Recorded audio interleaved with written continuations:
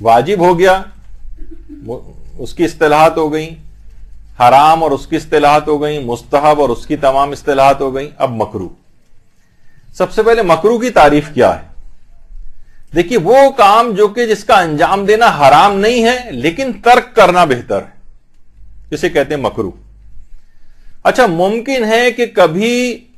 مکروہ کی شدت میں کمی اور زیادتی ہو، یہ بھی شریعت بتائے گی۔ کبھی کسی کو کہے گی کہ شدید مکروہ ہے، کبھی کہے گی کہ مکروہ ہے بس شدت نہیں ہے البتہ اس کی۔ مثلا جیسے ابھی اس کی مثال آئی تھی کہ مثلا گدھے اور گھوڑوں کا گوشت کھانا یہ شدید مکروہ ہے، حرام نہیں ہے۔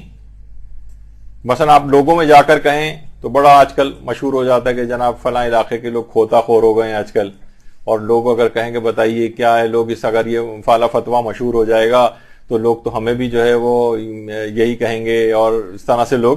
تو عام طور پہ دیکھیے اس میں علمی اور اس میں بحثوں کے اندر آپ کو اپنے مذہب کو نہیں چھوڑنا ہوتا، حتیٰ کہ وہ جس جگہ پہ چیز مشہور ہے، خود ہمارے برادران اہل سنت بھی کہ اکثر علماء اس کو کہتے ہیں کہ گدھے اور گھوڑے کا گوشت مکروہ ہے لیکن ہے جائز، یعنی حرام نہیں ہے۔ بہرحال وہ ٹھیک ہے، آپ کو خود کراہیت ہو رہی ہو تو آپ اس کو نہیں کھائیں، لیکن یہ ہے شدید مکروہ۔ اچھا اس یہاں بھی ایک وہی والا مسئلہ آتا ہے کہ کیا مکروہات میں بھی تقلید ہوتی ہے؟ جی ہاں، مکروہات میں بھی تقلید ہوتی، یعنی کون سا عمل مکروہ ہے کون سا نہیں ہے، اس میں بھی اپنے مرجع تقلید کو دیکھا جاتا ہے۔ اچھا ایک چیز اور بھی، کیا مستحبات اور مکروہات اتنے عام ہیں کہ ان کے لیے معتبر روایت ہونی چاہیے کہ کسی بھی کام کو مستحب کرنے کے لیے یا مکروہ کرنے کے لیے کہنے کے لیے؟ تو آغا سیستانی فرماتے ہیں کہ جی ہاں، معتبر روایت ہونی چاہیے مستحب کے لیے بھی، تب اس کو مستحب کہا جائے گا، اور معتبر روایت ہونی چاہیے مکروہ کے لیے، تب اسے ہم مکروہ کہیں گے۔ ایسے اپنی مرضی سے نہیں کہتے کہ بھئی یہ کام تو مکروہ ہے۔ تو زیادہ بہتر یہ ہے کہ رسالہ عملیہ میں جتنے بھی مستحبات اور مکروہات لکھے ہوئے ہیں، سب سے بہتر نیت یہ ہے کہ آپ سب پر رجاء مطلوبیت کی نیت سے عمل کریں۔ یعنی جتنے بھی مستحبات لکھے ہوئے ہیں توضیح المسائل میں، بعض جگہ لکھا ہوتا ہے مستحب ہے، بعض جگہ لکھا ہوتا ہے کہ رجاء کی نیت سے کریں، تو بہتر ہے کہ تمام مسائل جو ہیں مستحبات والے اور مکروہات والے سب پر رجاء کی نیت سے عمل کریں، رجاء مطلوبیت، یہ سب سے سیفسٹ نیت ہے۔ آپ چھوٹ جائیں گے، ورنہ کوئی کام مستحب نہیں ہے، مثلا آغا سیستانی فرماتے ہیں کہ آپ نے اپنی زبان سے ایسے ہی کہہ دیا فلاں چیز مستحب ہے، اور پتہ چلا مستحب خودے کو حکم خدا ہے، اور پتہ چلا وہ مستحب ثابت نہیں ہے اور آپ نے کہہ دیا کہ حکم خدا ہے، تو یہ تو آپ ایک گناہگار ہو جائیں گے اس میں۔ تو بہرحال وہ کہتے ہیں رجاء مطلوبیت کی نیت سے، انہوں نے خود کہا ہے کہ بہت سی چیزیں میرے نزدیک ثابت نہیں ہیں، لیکن کیونکہ فقہا نے ان کو مستحبات اور مکروہات میں ذکر کیا ہے تو میں نے بھی ذکر کر دیا، بہتر ہے کہ مقلدین ان موارد میں رجاء مطلوبیت کی نیت سے عمل کریں، بہت سی چیزیں جہاں ثابت نہ ہوں۔ تو رجاء مطلوبیت کی نیت اچھی ہوتی ہے، اور اس میں خاص طور پر دعاؤں اور زیارات میں، مثلا آپ مفاتیح الجنان کتنی پڑھتی ہیں، مفاتیح الجنان کی جتنی بھی دعائیں ہیں وہ ساری کی ساری تو ثابت نہیں ہیں، یعنی وہ علمی معیار سے ثابت ہونا کہ ہم کہیں کہ بھائی مستحب ہے کیونکہ مفاتیح کے اندر لکھا ہوا ہے، نہیں، مفاتیح میں لکھے ہونے سے کوئی چیز مستحب نہیں ہو جاتی۔ آپ کا مرجع تقلید کیا کہتا ہے؟ ہو سکتا ہے مفاتیح کے اندر لکھا ہو کہ معتبر روایت میں آیا ہے کہ یہ غسل مستحب ہے، لیکن آپ جا کے توضیح المسائل دیکھیں تو وہاں پر آغا سیستانی نے لکھا ہوا ہی نہیں اس غسل کو۔ تو بہتر یہ ہے کہ دعاؤں اور زیارات میں بھی، یا مفاتیح الجنان کی یا دیگر جو دعائیں ہیں ان سب میں آپ رجاء مطلوبیت کی نیت کریں، امید ثواب میں۔ اگر یہ امام نے کہا ہے میں اس نیت سے کر رہی ہوں، میں حکم خدا کی نیت نہیں کر رہی، اگر کہا ہے تو مجھے جو ہے مستحب کا ثواب مل جائے، مثلا مکروہ سے اگر میں بچ رہی ہوں تو اس میں بھی مجھے ثواب مل جائے، لیکن میں پراپر نیت نہیں کر رہی کہ کام مستحب ہے یا مکروہ ہے، رجاء مطلوبیت کی نیت۔ اچھا اب مکروہ کی کچھ مثالیں دیکھ لیتے ہیں۔ دیکھیے کچھ چیزیں ایسی ہیں مثلا مکروہ میں، جیسے عام طور پر جو اس طرح کی جو ویسٹرن ٹوائلٹس وغیرہ ہوتی ہیں ایئرپورٹس وغیرہ پہ، جہاں پر مرد حضرات کھڑے ہو کے پیشاب کرنا، یہ مکروہ ہے۔ اور یا مثلا آپ مکروہ کی چند ایک مثالیں بیان کر رہے ہیں کہ اگر کوئی جانور ذبح کیا جا رہا ہو اور اس کا ہم جنس جانور اسے دیکھ رہا ہو تو یہ بھی مکروہ ہے۔ کہ اس کے آنکھوں کے سامنے کسی دوسرے جانور کو آپ، اس کے ہمجنس جانور کو آپ ذبح کرنا، یہ مکروہ کام ہے۔ اچھا، اسی طرح سے مثلا عورت اپنے مخصوص ایام میں ہو تو بعض فقہا کہتے ہیں کہ اس کے لیے کلر لگانا یا بالوں کو رنگنا یہ جو ہے مکروہ ہے۔ اچھا، یہ اس کے اندر بھی اختلاف ہے علماء میں، بعض کہتے ہیں مکروہ ہے، بعض کہتے ہیں مکروہ ہونا ثابت نہیں ہے۔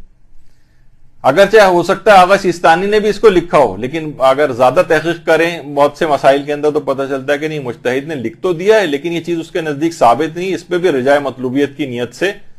عمل کرنا ہے، یعنی یہ مکروہ شمار ہوتا ہے۔ اچھا، ایک چیز اس کے اندر اور خاص بات بتا دی جائے کہ جب بھی عبادات کے اندر یہ چیز آ جائے کہ یہ کام فلاں عبادت میں مکروہ ہے، اس کے معنی یہ ہوتے ہیں کہ ثواب میں کمی ہو جانا۔ مثلا آپ جس کمرے میں نماز پڑھ رہی ہیں وہاں کسی جاندار کی تصویر لگی ہوئی، تو اس کمرے میں نماز پڑھنا بہت سے علماء کہتے ہیں کہ مقابل یعنی سامنے نہیں ہونا چاہیے، جیسے رہبر۔ آغا سیستانی فرماتے ہیں کہ اس جگہ پر ہی نہیں ہونے چاہیے، خواہ پیچھے ہی تصویر کیوں نہ لگی ہو جاندار کی، تب بھی نماز مکروہ ہو جاتی ہے۔ مکروہ ہونے کے معنی ہے کہ آپ کی نماز کا ثواب کم ہو جائے گا، یعنی عبادات میں مکروہ کے معنی ہیں ثواب کا کم ہو جانا۔ ایسا نہیں کہ نماز باطل ہو رہی ہے یا ثواب ہی نہیں ملے گا، نہیں، ثواب کم ملے گا۔ مثلا ثواب ملنا ہے 100 اور تصویر لگی ہوئی ہے جاندار کی، تو اب آپ کا جو ثواب ہے وہ 70 رہ جائے گا، 60 رہ جائے گا، جو بھی اللہ نے مقرر کیا ہوگا۔ مثلا اس کے معنی ہوتے ہیں ثواب میں کمی۔ یا مثلا آپ نے روزہ رکھا ہوا ہے، روزے میں منہ کو ٹھنڈک پہنچانے کے لیے روزے دار کا کسی گیلی چیز سے، مایا چیز سے کلیاں کرنا، کلی کر رہا ہے بس، مثلا وہ لے آیا ٹھنڈا پانی، اچھا وضو کے لیے کلی مکروہ نہیں ہے، منہ کو ٹھنڈک پہنچانے کے لیے کلی کرنا مکروہ۔ مثلا فریج کے اندر رکھا ہوا ہے روح افزا افطار کے لیے، اس نے کہا چلیں میں اس سے کلیاں کر لیتا ہوں، میں پی تو نہیں رہا ہوں لیکن کلیاں کر رہا ہے جا کے اس سے، تو بہرحال یہ مکروہ ہے۔ ہاں، اگر ہو سکتا ہے اگر وہ مٹھاس اس کے حلق سے نیچے اتر جائے تو پھر روزہ بھی باطل ہو جائے گا۔ اچھا، اسی طرح سے یا مثلا کوئی شخص اپنے پیشاب پخانے کو روک کر مثلا جو ہے وہ نماز پڑھنے کھڑا ہو رہا ہے، برداشت کر رہا ہے وہ اور بس نماز پڑھ رہا ہے، تو یہ بھی مکروہ ہے۔ یعنی جو اس کی مختلف مثالیں ہیں، یعنی نماز کے اندر ثواب کم ہو جائے گا اس کا۔ اسی طرح سے کہا جاتا ہے کہ بہت چھوٹے بچوں کا مسجد کے اندر، جبکہ وہ امکان ہو کہ یہ مسجد کو نجس کر سکتے ہیں، ان کا وہاں پر لے جانا، اتنے چھوٹے بچوں کا، یعنی جو بالکل یعنی سمجھدار نہیں ہیں، جو کہ مسجد کو نجس کر سکتے ہیں، نمازیوں کے لیے پریشانی کا باعث بن سکتے ہیں، ایسے بچوں کا مسجد کے اندر لے جانا مکروہ ہے۔ ہاں، لیکن اگر ان کو پیمپرز ڈائپرز وغیرہ پہنا کے اگر لے جائیں تو پھر مکروہ نہیں ہے۔ بہت سے لوگ کہتے ہیں بھائی اس کے اندر تو نجاست مثلا ہوتی ہے، بہت سی خواتین خانہ کعبہ وغیرہ میں بھی لے کے آ جاتی ہیں، تو کیونکہ نجاست کہیں لگ نہیں رہی ہے اس لحاظ سے وہ بھی یعنی کوئی حرام نہیں ہے، اور وہ فرش پر یا کسی جگہ کوئی کسی چیز کو نجس نہیں کر رہا ہے تو اس بچے کو وہاں پر لے جا سکتے ہیں، لیکن بہرحال مکروہ ہے، مکروہ۔ اچھا، اسی طرح سے روزے دار کے لیے مثلا ہے کہ خوشبودار گھاس کا سونگھنا، یہ مکروہ ہے۔ اچھا، جو فتوے کے الفاظ ہوتے ہیں اسی پر رہنا چاہیے۔ بہت سے لوگ کہتے ہیں بھائی دیکھیے خوشبودار گھاس کا سونگنا مکروہ ہے تو پھول کا سونگنا بھی مکروہ ہوا، پھول سونگنا مکروہ نہیں، خوشبودار گھاس آیا ہے بس۔ اسی طرح لوگ کہتے ہیں کہ بھائی اس طرح پرفیوم بہت سے لوگ پرفیوم کو لگانا حالت روزہ مکروہ سمجھتے ہیں کہ نہیں یہ نامناسب ہے خوشبو لگانا روزے میں، جبکہ ایسا نہیں، بلکہ اس کی تو کافی تاکید بھی آئی ہے کہ پہلے دن جو رمضان کی پہلی تاریخ کو مثلا خوشبو لگائے گا وہ پورے سال عقل سے محروم نہیں ہوگا، بہت سی روایتیں اس طرح کی، تو اس پہ قیاس نہیں کرنا چاہیے، صرف خوشبودار گھاس کا مسئلہ ہے۔ اچھا، بہت سی گھاس ایسی جن میں خوشبو کچھ بھی نہیں ہوتی تو اس کو سونگ لیں تو پھر مکروہ بھی نہیں، خوشبودار گھاس کا سونگنا۔ لوگ کہتے ہیں بھائی انہی جڑی بوٹیوں وغیرہ سے تو یہ پرفیوم بنتے ہیں، آسمان سے تو نہیں آ جاتے، تو اس کا بھی سونگنا مکروہ ہونا چاہیے، نہیں، اس کا سونگنا مکروہ نہیں۔ تو اس طرح سے یا مثلا نمازی کے لباس پر جاندار کی تصویر ہونا، بہت سی خواتین کہتی ہیں کہ دیکھیے ہمارے ٹھیک ہے ہمارے اندر کپڑوں پر کوئی تصویر بنی ہوئی، ہم نے اس کے اوپر ایک چادر پہنی ہوئی ہے، اس سے بھی فرق نہیں پڑتا، چاہے وہ اوپر سے نظر بھی نہیں آ رہی ہو تب بھی مکروہ ہے، اور مکروہ کے وہی معنی کہ ثواب میں کمی واقع ہو جائے گی۔ تو جاندار کی تصویر اگر کپڑوں پر ہے، کوئی سا بھی جاندار،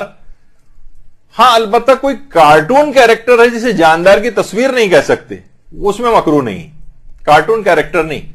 یعنی یہ ہو اس کو دیکھ کے لوگ کہیں گے یہ فلاں جاندار کی تصویر.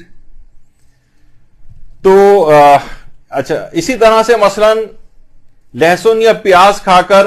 مسجد میں جانا اور لوگوں کے لیے منہ سے مثلا بو آ رہی ہے اس کے ان چیزوں کی اور لوگ نمازی پریشان ہو رہے ہیں, یہ بھی کراہیت کے اندر شمار کیا گیا ہے. اچھا, کچھ چیزیں دیکھیے ایسی ہیں جیسے سگریٹ پینے کے متعلق بھی یہ چیز آتی ہے, مسجد میں دخانیات کا استعمال, یعنی یہ جو سگریٹ وغیرہ ہوتی, اس کو بھی مکروہ کہا گیا ہے. اور آیت اللہ سیستانی فرماتے ہیں احتیاط یہ ہے کہ اسے ترک کیا جائے, یعنی احتیاط مستحب ہے کہ مسجد میں بیٹھ کر سگریٹ نہیں پینی چاہیے. اور اگر نمازیوں کے لیے اذیت کا باعث ہو, بہت سے لوگ بہت دھواں ناپسند کرتے ہیں, ان کے لیے اذیت کا باعث ہو تو پھر پینا حرام بھی ہو جاتی. یہ بھی آیت اللہ سیستانی کا فتویٰ ہے. بہت سے لوگ بیٹھے سگریٹ پی رہے ہیں اور دوسرے کو اذیت پہنچ رہی ہے اس سے, آپ نے کہیں گے بھائی میں آپ کو تو نہیں, آپ اٹھ کے چلے جائیں کہیں, نہیں, آپ ایسی جگہ کسی جگہ بیٹھ کے کہ لوگوں کے لیے اذیت کا باعث ہو وہاں پر پینا حرام بھی ہو جاتا ہے. لیکن مسجد کے اندر یہ مکروہات میں شمار ہوتی. اسی طریقے سے مثلا جو بیوہ عورتیں, ان کے لیے بغیر کسی ضرورت کے گھر سے باہر جانا جب تک ان کی عدت چل رہی ہے 4 مہینے 10 دن,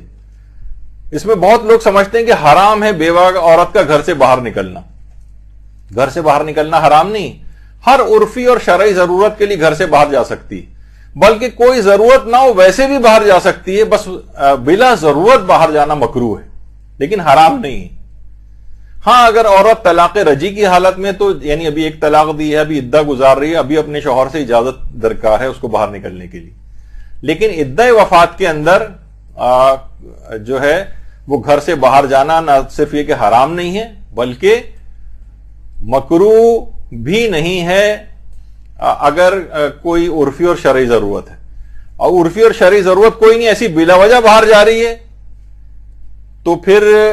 علماء کہتے ہیں کہ مکروہ ہے لیکن حرام پھر بھی نہیں ہوتی. اچھا, اسی طرح سے نماز میت کا مسجد کے اندر پڑھنا سوائے مسجد الحرام کے. تمام مساجد میں مسجد الحرام کی ایکسیپشن آئی ہے, مسجد الحرام میں نماز میت پڑھی جا سکتی, لیکن عام مسجد کے اندر کوئی اگر عام طور پر یہ ہوتا ہے کہ مسجد کے اندر مسجد کے باہر نماز ہو رہی ہے لیکن جگہ کم ہونے کی وجہ سے لوگوں کو صفیں مسجد تک کے اندر بن جاتی ہیں, یہ مکروہ, ثواب کم ہو جائے گا اس کا, کیونکہ نماز میت کا مسجد عام مساجد کے اندر سوائے مسجد الحرام کے مکروہ ہے پڑھنا وہاں پر. اچھا, اسی طرح سے مثلا سیاہ لباس میں نماز پڑھنا, سیاہ لباس میں نماز پڑھنا کچھ فقہا عام حالات دنوں میں, عزائے امام میں تو کہتے ہیں کہ عزائے امام مظلوم میں تو نہ صرف یہ کہ مکروہ نہیں ہے بلکہ پسندیدہ بھی ہے. اور آقا سیستانی کے نزدیک تو سیاہ لباس کی کراہیت سرے سے ہے ہی نہیں, نہ نماز میں نہ نماز سے ہٹ کر. وہ کہتے ہیں کہ سیاہ لباس, سیاہ جوتا, اس میں کسی کی بھی کراہیت ثابت نہیں. حتیٰ کہ بہت سے علماء کہتے ہیں کہ نماز کے اندر کراہیت ہے لیکن نماز تک میں وہ کراہیت کو نہیں سمجھتے, نہ عام حالات میں اور نہ نماز میں. اچھا, کچھ چیزیں دیکھیے ایسی ہیں جو غلط العام مکروہات جو ہیں, یعنی اصلاً لوگوں میں مشہور ہو گئے بلکہ اسے تو غلط العوام لکھنا چاہیے. دیکھیے دو چیزیں ہیں, ایک ہوتی ہے غلط العام اور ایک ہوتی ہے غلط العوام. دیکھیے غلط العام میں تو یہ ہوتا ہے بہت سی چیزیں ایسے تلفظ ہیں جیسے زیر زبر کی کچھ غلطیاں لوگ کر دیتے ہیں, وہ چل جاتے ہیں, جو رائج ہو گئے ہیں. اصلاً بہت سی چیزیں ایسی ہیں جیسے عوام, عوام مذکر ہے لیکن اس کو سیاست دانوں اور میڈیا اور ٹی وی نے اس کو مؤنث بنا دیا. عوام یہ کرتی ہے, اور میں نے اس کی زیادہ تحقیق تو نہیں کی لیکن کہا جاتا ہے کہ اصل لفظ کافر ہے, کافر نہیں ہے, زیر لگا کے یہ زیادہ مشہور ہو گیا ہے. تو بہرحال کچھ چیزیں تو ہیں جو چھوٹی موٹی غلطیاں عام طور پر لوگ کرتے ہیں وہ چل جاتی ہیں, لیکن کچھ چیزیں ہیں جو کہ اس کو کہتے ہیں غلط العوام, یعنی وہ بالکل ہی غلط ہیں. مثلا جیسے پتھر ہوتا ہے جسے لوگ پڑھتے ہیں پتھر, یہ غلط ہے, یعنی اتنی بڑی یہ تو غلطی ہے کہ اسے آپ یہ ہضم نہیں ہو سکتی فصاحت کے اعتبار سے. فطرانہ کوئی چیز ہی نہیں، فطرہ ہے، فطرانہ کہاں سے ہو گیا؟ یا بہت سی چیزیں ایسی ہیں جیسے جو ذرا فساد اور اس کے خلاف ہو جاتی ہیں، جیسے صحیح لفظ ہے حائز، لیکن حائزہ بھی لوگ پڑھتے ہیں، حائزہ صحیح نہیں، مرجع اور مراجع یہ صحیح ہے، لیکن مراجعین یہ غلط ہے۔ خیر اس طرح کی بہت ساری چیزیں آ جاتی ہیں، تو کچھ چیزیں عوام کے اندر غلط طور پر مکروہ مشہور ہو گئی، مثلا انڈا کھانا مکروہ، جبکہ انڈا کھانے کی کراہیت کا کہیں کوئی حکم نہیں۔ ایک برادران اہل سنت میں ایک مشہور مولانا تھے جو ایک زمانے تک کافی شہرہ مچا تھا کہ وہ انڈے کو حرام بھی کہتے تھے، پھر مکروہ کہنے لگے، بعد میں خیر رجوع کر لیا تھا انہوں نے، اب انتقال ہو گیا ان کا، لیکن انڈا کھانا مکروہ نہیں۔ یہ لوگوں میں ایک غلط ایک مسکنسپشن، اسی طریقے سے جیسے کالا جوتے کے اندر آغا سیستانی کے نزدیک بھی کوئی کراہیت نہیں۔ اسی طرح سے ایک چیز بہت مشہور ہے، وہ ہے کلیجی کھانا مکروہ ہے۔ کلیجی کھانا مکروہ نہیں، بالکل مباح اور حلال ہے، خیر ہر مکروہ بھی حلال ہی ہوتا ہے، لیکن مکروہ بھی نہیں، یہ بھی ذرا لوگوں میں مشہور ہو گیا۔ اسی طرح سے عاشورے کے دن سلام کرنا یا مصافحہ کرنا، آغا سیستانی فرماتے ہیں کہ عام طور پر اگر کسی دن آپ عاشور کے روز کسی سے ہاتھ ملا لیں، حتیٰ کہ مسجد کے اندر جو نمازی نماز ختم کرنے کے بعد ایک دوسرے سے مصافحہ کرتے ہیں، اگر کوئی غلطی سے بھی ہاتھ بڑھا دے تو لوگ بہت معیوب سمجھتے ہیں اس کو۔ آغا سیستانی فرماتے ہیں نہ تو سلام کرنے میں کوئی کراہیت ہے اور نہ مصافحہ کرنے میں، ان کی کراہیت ثابت نہیں۔ ہاں البتہ اگر کوئی بڑا سلام کرے تو جواب دینا بھی واجب ہو جاتا ہے، اکثر لوگ جواب بھی نہیں دیتے، جو خود ایک الگ سے ایک حرام ہو جاتا ہے۔ مثلا اس نے وہ بھول گیا اور اپنی عادتاً اس نے سلام کر لیا عاشور کے روز بھی، تو نہ صرف یہ کہ لوگوں نے معیوب سمجھا بلکہ جواب بھی نہیں دیا اس نے تو کچھ بھی نہیں کیا تھا، نہ کوئی حرام تھا، نہ کوئی گناہ تھا، نہ کوئی مکروہ کام کیا تھا، بلکہ اس کا استحباب ختم نہیں ہوا تھا، لیکن انہوں نے جو جواب نہیں دیا تو ان کے ذمے ایک حرام ہو گیا۔ تو بہرحال کراہیت ثابت نہیں ہے آغا سیستانی میں، نہ تو مصافحے کی عاشور کے روز اور نہ ہی سلام کرنے کی۔ البتہ آیت اللہ وحید خراسانی یہ فرماتے ہیں کہ اگر مثلا سلام کرنا یا مثلا مصافحہ کرنا اگر خوشی کی علامت نہ سمجھی جائے تو جائز ہے،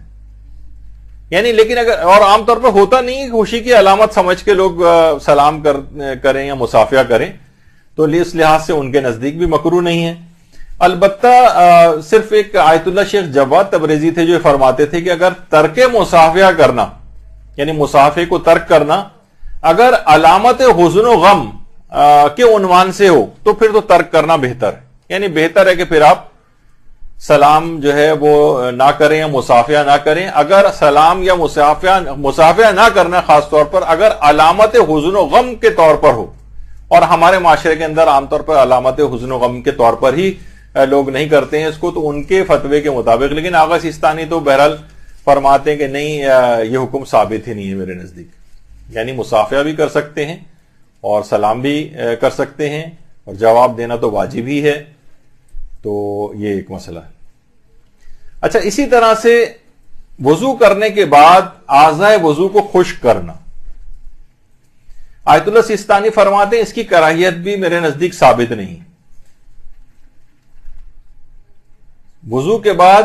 اعضاء کو خشک کرنا، بہت سے لوگ وضو کرنے کے بعد اعضاء کو خشک کرتے ہیں، نہ تو اس کا استحباب ثابت ہے، کچھ لوگ کہتے ہیں کہ اس کو خشک کرنا مستحب ہے، نہیں، نہ تو اس کا استحباب ثابت ہے اور نہ ہی اس کی کراہیت ثابت ہے،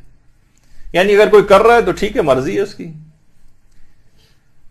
اچھا، یہی سوال مراجع سے یہ بھی پوچھا گیا کہ عام طور پر مختلف، ہم کپڑے سے تو صاف نہیں کر رہے ہیں لیکن بہت سی جگہوں پہ اس طرح سے ہینڈ ڈرائر وغیرہ جو ہیں وہ لگے ہوتے ہیں، اسٹیم سے نکلتی ہے اور ہمارے اعضاء کو خشک کر دیتی ہے، تو ہم وضو کرنے کے بعد اگر اس کے نیچے اپنے ہاتھوں وغیرہ کو خشک کر لیں تو کیا یہ بھی مکروہ ہے؟ انہوں نے کہا نہیں، یہ بھی اس کے اندر نہیں آتا ہے اور اس کے ذریعے بھی کوئی کراہیت ثابت نہیں ہوتی، یعنی مکروہ نہیں ہے اگر اس کے بعد ہینڈ ڈرائر سے بھی اگر ہم اپنے ہاتھوں کو خشک کر لیں۔ اچھا، مکروہ کی بھی کچھ اقسام ہے۔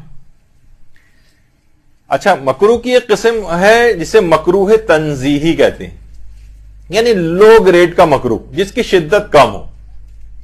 شدت زیادہ نہیں، شدت کم ہے اس کی، عام مکروہ ہے. اور اس کے مقابلے میں ایک مکروہ وہ ہوتا ہے جس کی شدت بہت زیادہ ہوتی.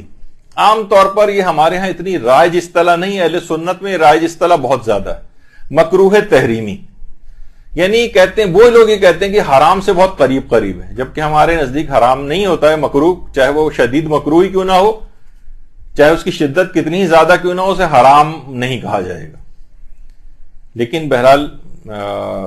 ان کے ہاں یہ والی رائج اصطلاح ہے. اچھا ایک چیز اور بھی ہے، اور ایک اصطلاح کے طور پر یہ آپ کو توضیح المسائل کے اندر اکثر لوگ بہت دکھائیں گے علاقہ. مثلا مجتہد اگر یہ کہے کہ اس کام کو مکروہ شمار کیا گیا ہے، اس کے معنی یہ ہے کہ جو آپ کا مجتہد جو یہ بات لکھ رہا ہے یہ اس کو مکروہ نہیں سمجھتا. دیکھیں بڑی حیرت انگیز بات ہے نا. یہ آپ مثلا جب ہم یہ بات کہتے ہیں کہ نمازی کے لیے بھی کالے لباس میں آغا سیستانی کے نزدیک نماز پڑھنا مکروہ نہیں ہے، تو لوگ توضیح المسائل اٹھا کے لے آتے ہیں. اس میں لکھا ہوا ہے فقہا نے یہ چیزیں نماز میں مکروہ شمار کی ہیں، پھر اس کے نیچے لکھا ہے مثلا سیاہ لباس میں نماز پڑھنا. لکھا تو ہے مجتہد نے، تو وہ یہ لکھ رہا ہے کہ فقہا نے شمار کی ہیں، یہ نہیں کہہ رہے کہ میں شمار کر رہا ہوں. دیکھیے بڑی ٹیکنیکل توضیح المسائل پڑھنا بھی تو ایک آرٹ اور ہنر ہے نا، آپ کو پتا ہونا چاہیے اس کے معنی کیا ہیں. شمردہ شدہ است مثلا لکھا ہوا ہے شمار کیا گیا ہے، یا مثلا اس کو مستحب شمار کیا گیا ہے یا مکروہ شمار کیا گیا. اس کا مطلب ہے کہ یہ ان کا اپنا نظریہ نہیں ہے، فقہا وغیرہ کا نظریہ بیان کر رہے ہیں. تو فقہا کے اندر بہرحال یہ مشہور نظریہ رہا ہے کہ کالے لباس کے اندر یا سیاہ لباس میں نماز پڑھنا مکروہ ہے، لیکن آغا سیستانی فرماتے ہیں میرے نزدیک ثابت نہیں. لیکن کیونکہ فقہا نے لکھا ہے تو انہوں نے لکھ دیا ہے اس کے اندر، لیکن آغا سیستانی خود ایسا نہیں سمجھتے. تو جیسا کہ عام مکروہات میں اس کی اتنی شدت تو نہیں ہے، آغا سیستانی کا مجھے اس میں مسئلہ پتہ نہیں.